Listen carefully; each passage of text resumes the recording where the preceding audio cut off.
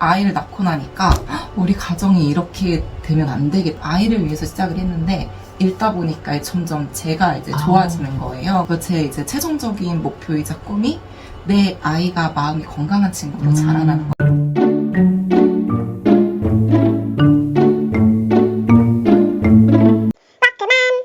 반갑습니다. 저는 흥언니 아지톤 대표 구지은입니다. 대표님 반갑습니다. 자기소개 한번 부탁드립니다. 네, 반갑습니다. 저는 이제 독서로 책을 읽고 삶으로 읽는 독서 커뮤니케이터로 활동을 하고 있는 고윤지라고 합니다. 어루맘짐이라는 이름으로 활동을 하고 있고요. 어린이부터 이제 성인까지 독서 모임을 운영을 하고 있습니다.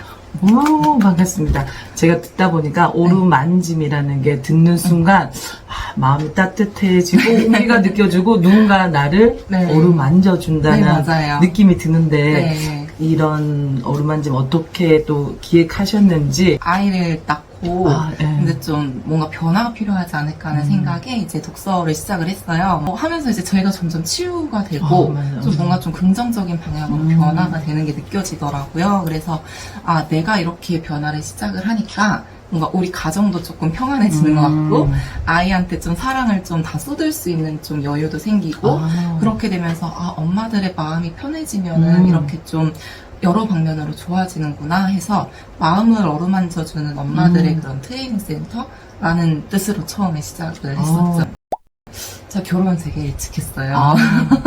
25살에 이제 결혼을 해가지고 28에 아이를 낳는데 그 사이에 이제 남편하고 굉장히 심하게 막 다투고 그렇죠. 좀 성숙하지 못한 상태에서 결혼을 하다 보니까 그런 부분들이 이제 좀 많이 트러블도 있고 했었거든요. 근데 이제 아이를 낳고 나니까 우리 가정이 이렇게 되면 안 되겠다 싶어가지고 뭔가 변화가 필요하지 않을까라는 생각에 이제 처음엔 육아서를 먼저 보기 시작을 했었어요. 육아서를 읽다 보니까 이제 육아서가 좀 심리학이랑 좀 연관된 게 많잖아요. 그래가지고 내 내면 아이가 좀 문제가 있었구나. 이제 원가정에서 왔었던 그런 어떤 상처들이 치유가 완벽하게 되지가 않은 상태에서 아이를 낳으니까 이 원가정에서 받았던 그대로 아이한테 하게 되더라고요. 이제 책을 읽고서는 뭔가 내가 변화를 해야 되겠다라고 하면서 감찰기도 써보고, 이제 새벽 기상도 해보고, 이제 아이한테 좀 내가 할 수 있는 것들을 좀 해보려고 많이 노력을 했었었죠. 근데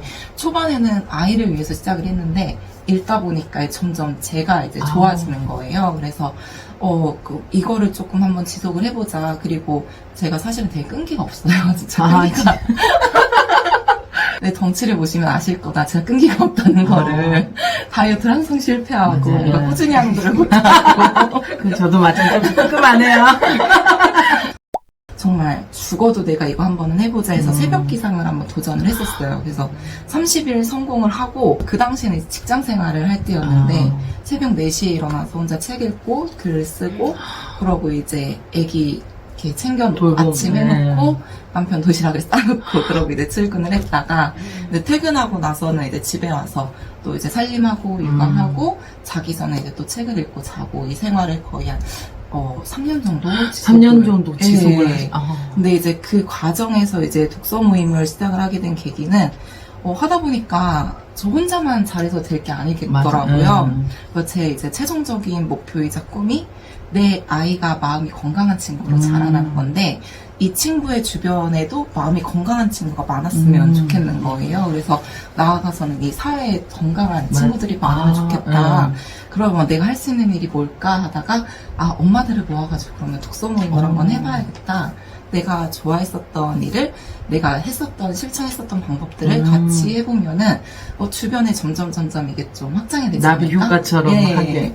그래서 이제 처음에 집에서 이제 또 그때도 집에서 아기가 너무 어리니까 어디 갈 수 있는 데가 없더라고요. 맞아요. 그래서 집에서 독서 모임을 시작을 했었고 직장 생활을 하면서 올겨울에 독서 모임이 10개가 됐어요. 또 그 당시에는 이제 줌이 활성화되어 있던 시대는 아니어가지고 카톡으로 독서 모임을 해보자 이래서 오픈 채팅.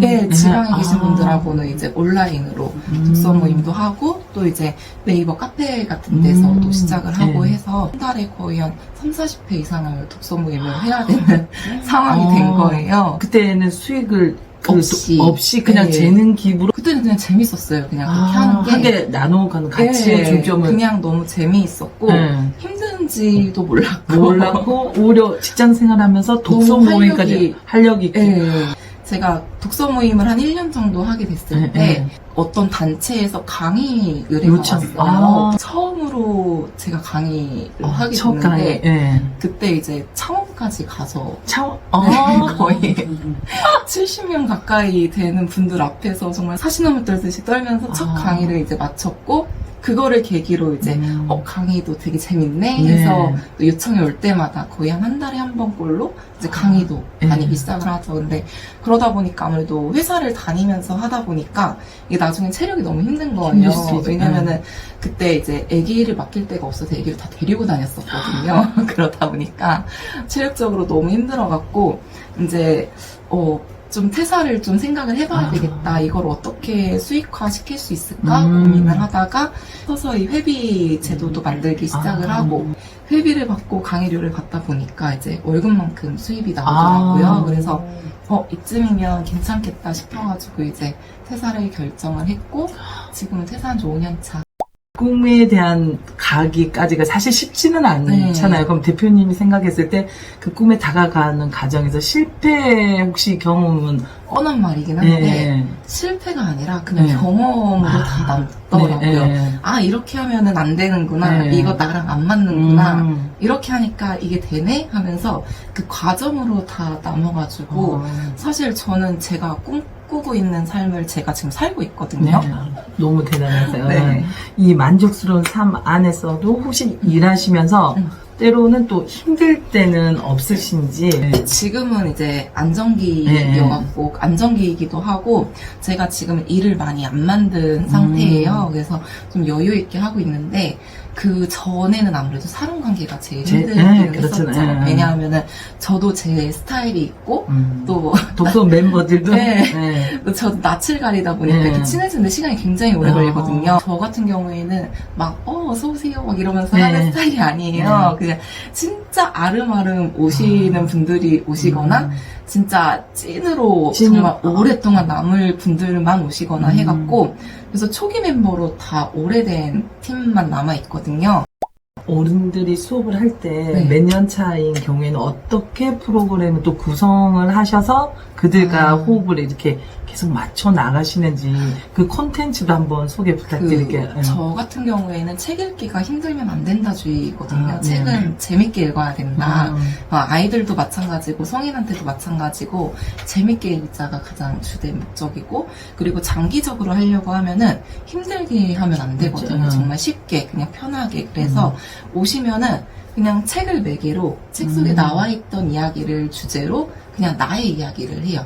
내 일상. 그러니까 책에서 이런 구절을 봤는데 이거 사실 내가 이때 이런 감정을 느꼈다. 이게 아마 이 책 속의 구절하고 연관되는 것 같다. 이런 식으로 그냥 나의 일상 이야기를 많이 풀어서 하는 편이고요. 그리고 제가 이 모임을 하면서 멤버들이 가장 편하게 생각하는 게, 저 되게 솔직해요.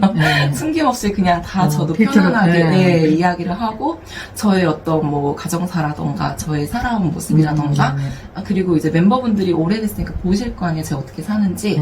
그런 것들을 좀 가감없이 제가 먼저 오픈을 하고, 그러다 보면 이제 계시는 분들도 자연스럽게 본인의 일상이라던가 생각이라던가 하는 것들을 이렇게 오픈을 하면서, 그러면서 조금 더 끈끈해진 것 같아요. 서로가 연대해서 또 서로에게 지지대 역할을 해주네요. 네. 그러면 이 책을 또 테마별로 구성을 하시는지.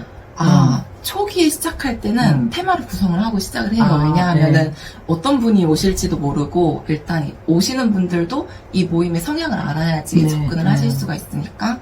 그래서 초반에는 테마를 정하고 하는데, 이게 사실 2년이 넘어가면 의미가 없어져요. 그렇죠. 왜냐면 이분들이 책을 그냥 읽는, 우리 모임 것만 읽는 게 아니라 평소에 본인 것도 두세 번을 더 읽으세요. 일주일에. 그러면은 사실 그 테마가 의미가 없어지기 때문에 그냥 이제 그때부터는 아무거나 우리가 읽고 싶은 거 주제를 이제 그때 이제 제가 한 달에 한 번씩 그 멤버들이 지난달에 얘기했었던 내용들을 토대로 주제를 뽑아가지고 이제 다음 달 책으로 선정을 하고, 그렇게 해서 점점 궁금증을 이어가게 만드는 것 같아요. 서로가 또 궁금한 거를 함께 그 안에서 해결해 보니까 문제점도 해결할 수 있고. 그렇죠. 그럼 어린이 같은 경우는 어린이는 거의 줌 수업으로 해요. 네. 이제 초반에 줌 수업으로 시작을 해갖고 지금 진행을 하고 있는데 아이들 모임 같은 경우는 항상 이렇게 월마다 주제를 네. 정해줘요. 그래서 분기별로 모집을 해요. 3개월에 한 번씩 모집을 해갖고 진행을 하고 있고요. 아이들 같은 경우 이제 초등 저학년 친구들은 그림책, 네. 그리고 이제 중학년 친구들은 이제 100페이지 미만의 동화책. 사실 저의 이 친구들의 최종 목표는 책 읽는 어른으로 자랐으면 좋겠거든요. 아, 이 책 읽는 습관이 네, 제가 책을 읽고 이 삶의 변화를 느끼고 이 삶을 진지하게 살아가면서 좀 진취적으로도 살고 미래지향적으로도 살아가는 이런 삶의 태도가 저는 제가 되게 좋기 때문에 이 친구들도 책을 통해서 아, 이게 책이랑 일상이랑 이렇게 연관될 수가 있구나.